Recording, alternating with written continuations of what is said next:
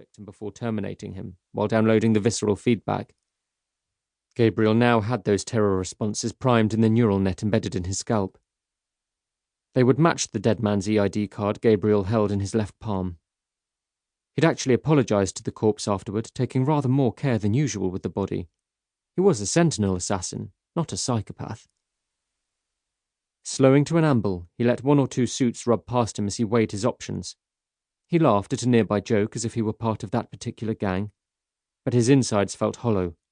Too much was riding on tonight's mission.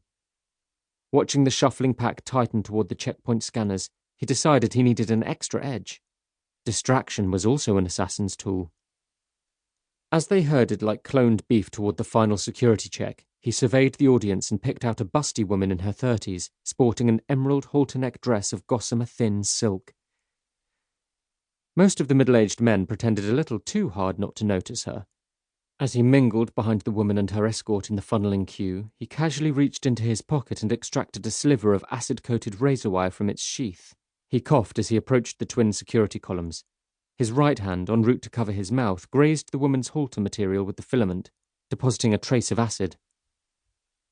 He let the hair-like strand drop to the floor, crushing it underfoot. Holding up his EID pass, he stared at one of the monoliths as required and held his breath.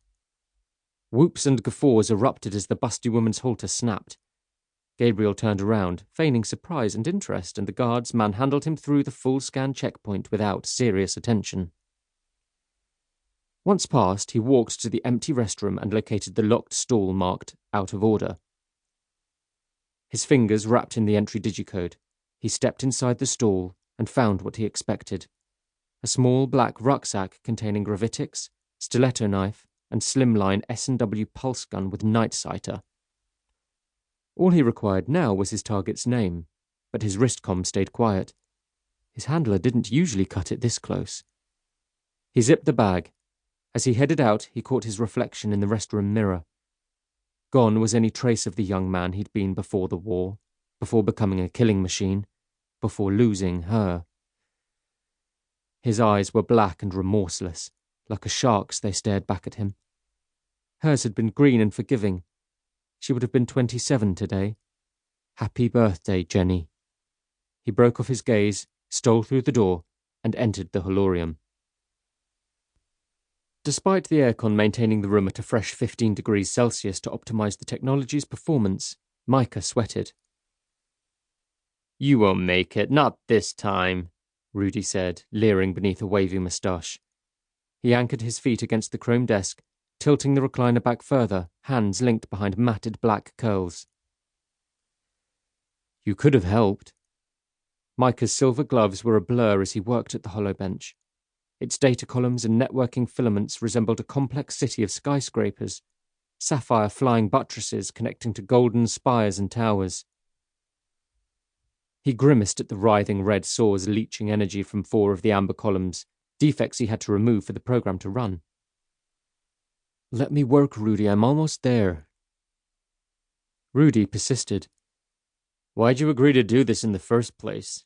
Thought you'd get a chance to work with our resident Slovakian princess in comms, hey?" Micah dropped a filament and felt a stab of dread as it tumbled down inside the cylinder, ricocheting off several columns towards the central golden nexus. He caught it just in time with his left hand, without disturbing the overall structure.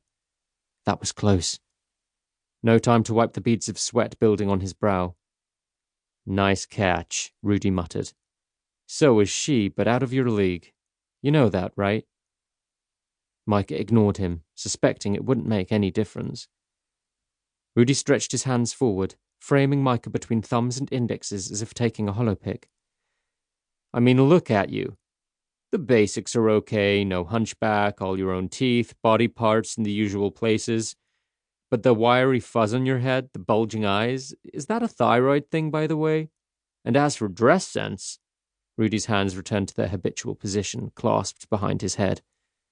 "Does your mom still buy your clothes or what? No style, that's the problem, Micah. She's class, you're not." Micah braved a shrug, but he knew Rudy was right. Unlike Rudy, he had an abysmal record with women. He glanced at the countdown. 3:08. Any second, he'd get the call.